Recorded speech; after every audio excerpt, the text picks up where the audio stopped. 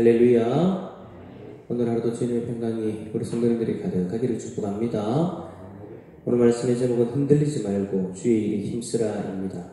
먼저 양해 말씀드립니다. 제가 어제 본문을 좀 착각을 해가지고 오늘 해야 될 본문을 어제 했더라고요. 그래서 어제 본문을 오늘 보도록 하겠습니다. 넓은 마음으로 좀 양해해 주시기 바랍니다. 우리가 읽은 본문의 말씀은 부활에 대한 바울의 마지막 진술을 기록하고 있는 본문입니다. 바울은 부활에 대해서 마지막 진술을 하면서 지금의 우리의 몸으로는 하나님의 나라에 들어갈 수 없다라고 그렇게 50절에 기록을 하고 있습니다. 이것은 우리가 부활을 할 때 왜 신령한 몸으로 부활하는가에 대한 대답이다라고 할 수 있겠죠.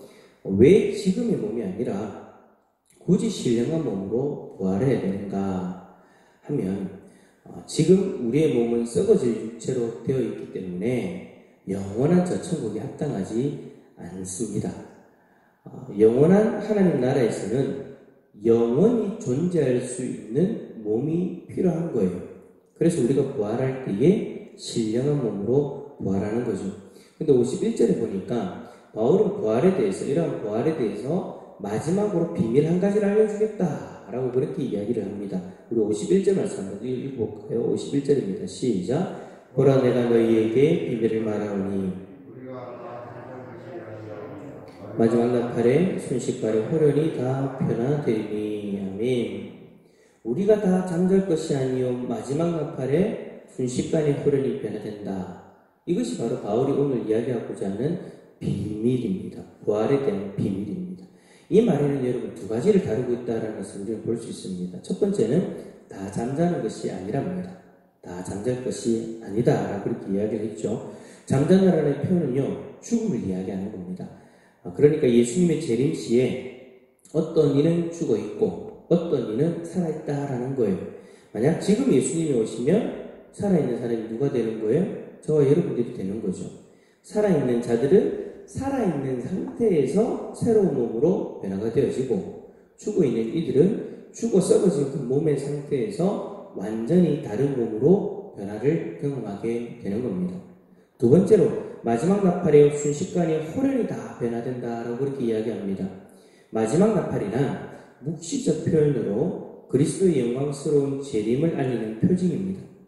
이것은 일종의 종말론적 신호다라고 할 수 있는데, 데살로니가전서 4장 16절에 이렇게 기록되어 있습니다. 주께서 호련과 천사장의 소리와 하나님의 나팔 소리로 신이 하늘로부터 강림하시리니 그리스도 안에서 죽은 자들이 먼저 일어나고 라고 이렇게 말씀하고 있죠. 이것은 종말의 시기가 정확히 언제인지 알 수는 없지만 이 사건이 전적으로 하나님의 손에 달려있고 모든 사람이 알 수 있도록 공개적이고 영광스럽게 진행될 것이다 라고 이렇게 말씀하고 있는 거예요.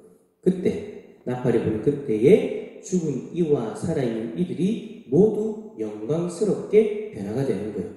그것도 연약한 육체로가 아니라, 지금의 우리 육체의 몸이 아니라 신령한 몸으로 변화가 되어져서 천국에 들어간다라는 것이죠. 신령한 몸으로 변화가 되어지면 우리는 더 이상 죽음의 지배를 받지 않습니다. 죽음은 죄의 결과로 우리에게 주어진 것이잖아요. 그런데 그 죽음이 더 이상 우리를 다스리지 못한대요.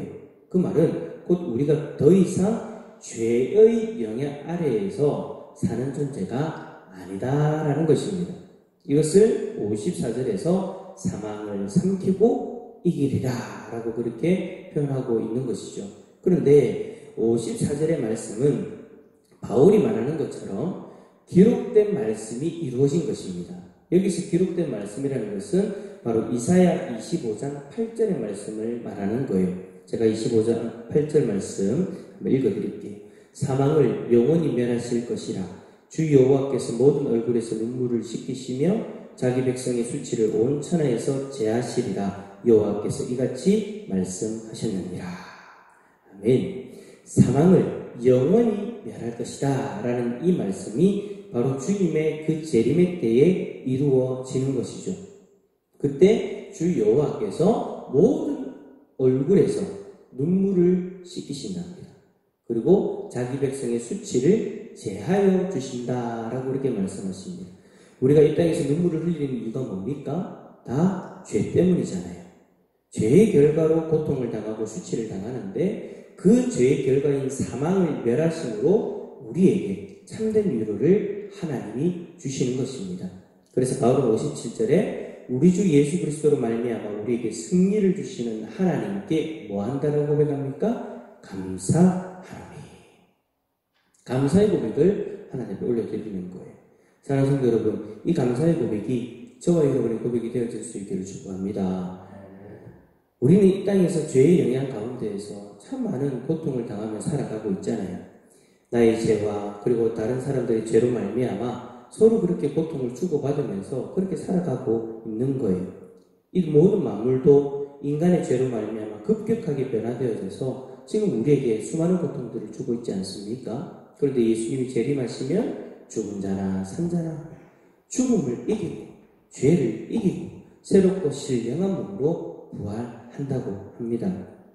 지금은 비록 사망의 두려움으로 우리가 고통스러운 가운데 고통스럽게 살아가지만 결국 우리는 이 사망을 이기는 신령한 몸으로 부활하여서 천국의 행복을 영원히 누리며 살아가게 되는 거예요.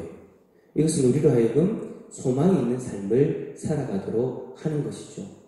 그래서 바울은 마지막으로 58절의 말씀으로 권면을 합니다. 우리 58절 말씀 읽어볼까요? 시작! 그러므로 내 형제, 사랑하는 형제들아 견실하며 흔들리지 말고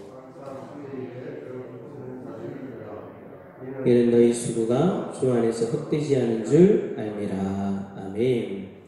바울은 마지막으로 그러므로라는 접속부사를 사용함으로써 부활로 인하여서 우리가 누릴 수 있는 유익을 이야기하고 그것을 권면합니다. 우리에게 부활 소망이 확실하면요, 지금의 삶이 고통스럽고 힘들지라도 견실하며 흔들리지 않는 삶을 살아갈 수 있습니다. 그리고 주님의 일에 또 힘을 쓸 수 있어요. 만약 우리의 그 부활 신학이 흔들린다면 하루하루가 불안할 거예요. 죽어서 어떻게 될지 모르니까. 그 죽음을 두려워하면서 죽음의 공포 속에서 살면서 내가 주님의 일을 할 이유를 잃어버리고 살아갈 겁니다. 그래서 이 땅의 유익을 추구하면서 그것을 쫓아 살아가게 되겠죠.